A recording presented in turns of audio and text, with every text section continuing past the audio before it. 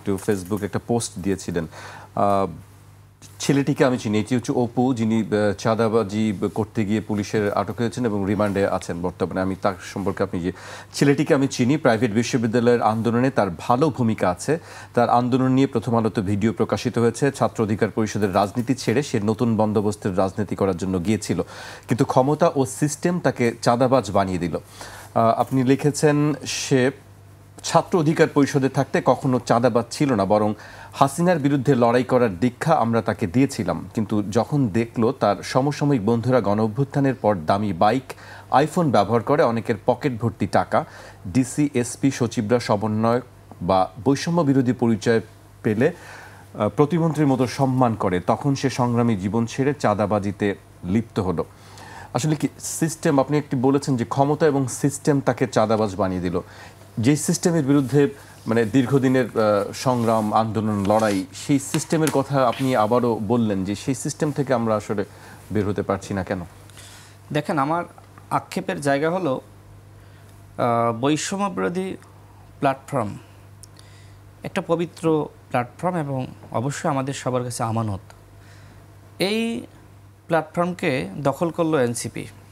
তো ভালো কথা, দখল করতেই পারে, যার ক্ষমতা আছে, যার আপনার সরকার আছে, সে দখল করতেই পারে। কিন্তু দখল করার পরে যদি আপনি এটার পরিচর্যা না করতে পারেন, দায়ভার তো আপনাকে নিতে হবে না। তারা একদিকে বলছে যে বৈষম্য বিরোধীর সাথে আমাদের কোনো সম্পর্ক নাই এবং সমন্বয়ক বা বৈষম্য বিরোধী আর এক্সিস্ট করে না, নাহিদ ইসলাম বলেছিলেন।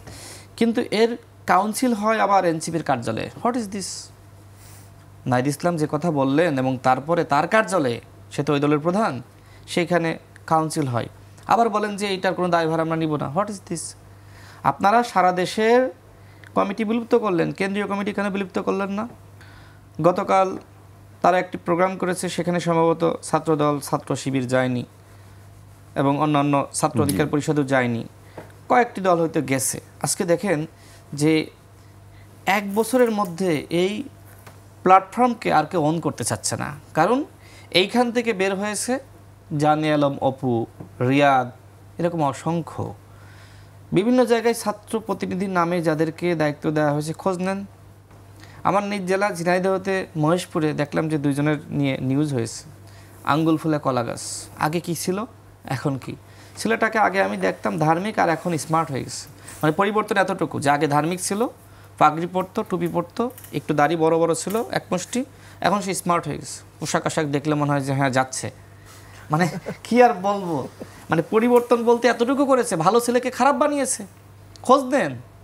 আজকে এই যে সমাবেশ হচ্ছে, ছাত্রদল প্রোগ্রাম করছে আর অন্যদিকে এনসিপি পাশাপাশি। খুব ভালো, ছাত্রদলের আপনার শহীদ মিনারে প্রোগ্রাম করার কথা ছিল, অনুমতি পেয়েছিল, কিন্তু তারা ছেড়ে দিয়েছে এনসিপিকে। খুব ভালো। এই ধরনের গণতান্ত্রিক রাজনীতি আমাদের দরকার, এই ধরনের সহনশীলতার রাজনীতি দরকার।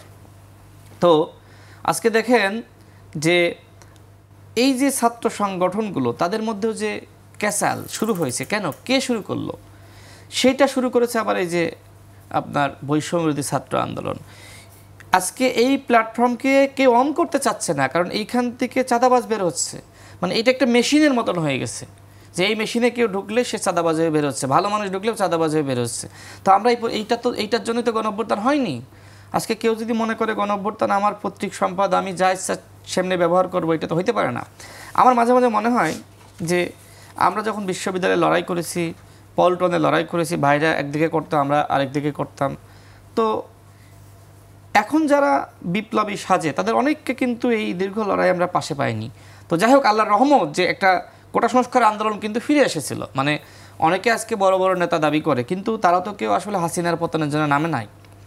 একটা প্রেক্ষাপট তৈরি হয়েছিল, যেহেতু 2018 সালের কোটা আবার ফিরে আসলো 30%, সেই প্রেক্ষাপটে তারা নামলো। যখন গুলি করে মানুষ হত্যা শুরু করলো হাসিনা, তখন কি হলো? তখন দল মত নির্বিশেষে প্রত্যেকটা রাজনৈতিক দল, ছাত্র সংগঠন সবাই নেমে গেল। আর এখন তারা আপনার দাবি করছে যে এই দলগুলো 53 বছর কিছু পারে নাই, 14-15 বছর পালিয়েছিল, লুকিয়েছিল, কিচ্ছু করে নাই, আমরাই সব করেছি। তো আপনারা কতটুকু কি করেছেন? আজকে তো প্রোগ্রাম হচ্ছে ছাত্র দলের আর শহীদ মিনারে এনসিপির, পার্থক্য তো বোঝা যাচ্ছে।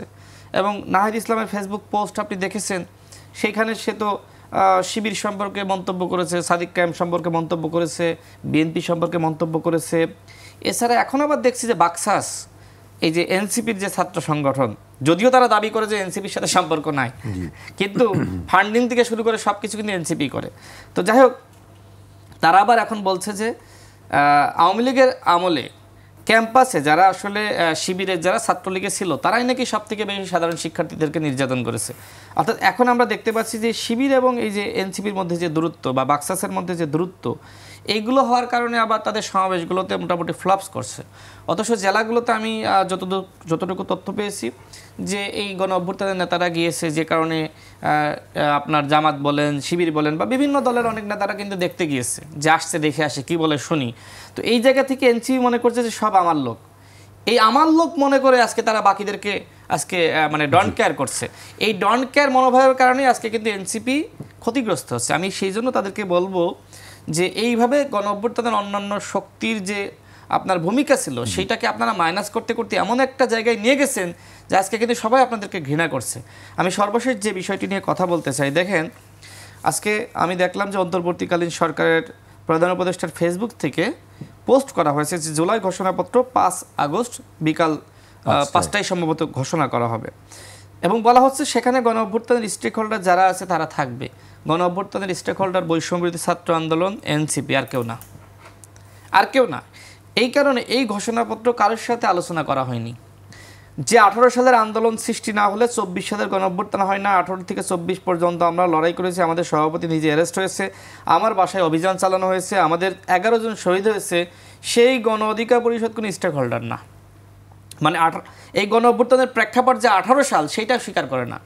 এর আগে এনসিপির পক্ষ থেকে যে ঘোষণাপত্র রেডি করা হয়েছিল সেখানে আমাদের কাছে পাঠানো হয়েছিল, বসেছিল, সেখানে দেখলাম কোটা সংস্কার আন্দোলন শব্দটা নাই। এইবার আবার ওইটা যেহেতু ওই সময় ঘোষিত হয়নি, পরবর্তীতে সরকারের কয়েকজন উপদেষ্টাকে দায়িত্ব দেওয়া হয়েছে। এই উপদেষ্টারা কি করলো? কারোর সাথে বসে নাই, কারোর মন্তব্য নাই, অথচ ডেট তারিখ ফাইনাল করে ফেলিয়েছে। তাহলে আমি কি এই ঘোষণাপত্র গ্রহণ করতে পারি? এই জন্য আজকে আমরা সংবাদ সম্মেলন করে বলেছি যে যারা গণ অভ্যুত্থানের স্টেক হোল্ডার, অংশীজনের স্বীকৃতি ছাড়া এটা আপনারা প্রত্যাখ্যান করবেন, এটি স্বীকৃতি এবং একই সাথে অংশীজনের সাথে আলোচনা ছাড়া জুলাই ঘোষণাপত্র যদি আপনারা দেন সেটা প্রত্যাখ্যান করা হবে। দ্বিতীয়ত, জুলাই সনদ, দেখেন জুলাই সনদের জন্য তো মোটামুটি সবগুলো দল বসছে, আলোচনা করছে। এখন এনসিপি কিন্তু এই জুলাই সনদের স্বাক্ষরটা আটকে রেখেছে। তারা বলছে আমাদের এই দাবি পূরণ না হইলে আমরা কোনোভাবে এটা বাস্তবায়ন হতে দিব না। এর মাধ্যমে কি হবে? যদি আজকে এনসিপির নিয়োজিত সরকার তো তাদের বাইরে যাবে না আমি জানি, এবং নির্বাচনের তারিখটাও যতক্ষণ না পর্যন্ত এনসিপি ঠিক করে দিবে তার আগে আসলে প্রধান উপদেষ্টা কোনোভাবে এটা বাইরে আনবে না। মানে এনসিপির সাথে লিয়াজু হওয়ার পরে, ফাইনাল হওয়ার পরে সেটা আমরা জানবো। আজকে জামাত আর ইসলামী আন্দোলন বা অন্য কোনো দল যতই মনে করুক যে সরকার আমাদেরকে ডেকে বলছে তোমরা 4টা বড় দল, তোমাদেরকে সরকার গুনায় ধরে না, সরকার একমাত্র এনসিপিকেই গুনায় ধরে। কারণ এনসিপি তাদের নিয়োগকর্তা, এনসিপি তাদেরকে নিয়োগ দিয়েছে, ভাইবানার মাধ্যমে প্রত্যেক উপদেষ্টাকে নিয়োগ দিয়েছে। আমি আরেকটা টকশোতে কিন্তু বলেছিলাম যে কিভাবে একটা 6 সদস্যের লিয়াজু কমিটি গঠন করে যায়, এবং এই লিয়াজু কমিটি কিন্তু প্রত্যেক উপদেষ্টার ভাইবা নিয়ে কিন্তু নিয়োগ দিয়েছে। তাহলে আজকে আপনি কি চাকর হয়ে মুনিবের কথার বাইরে যাবেন? চাকর হয়ে তো কোনোভাবে মুনিবের কথার বাইরে যাবেন না। এবং প্রধান উপদেষ্টা নিজেই বলেছেন যে আমার নিয়োগকর্তা ছাত্ররা, ওই সময় তো আসলে দল হয়নি, এই ছাত্রদেরকেই বুঝিয়েছিল যে ছাত্ররা দল গ্রহণ করেছে। তো আমি এই জন্য সন্দেহ করছি যে দেশটা আসলে কোথায় যায়। আপনি তো আজকের এই প্রসঙ্গ আলোচনা করছেন নির্বাচন কবে হবে, আমি তো চাঁদাবাজি বা লুটপাট বা বৈষম্য অনেক কথা বললাম।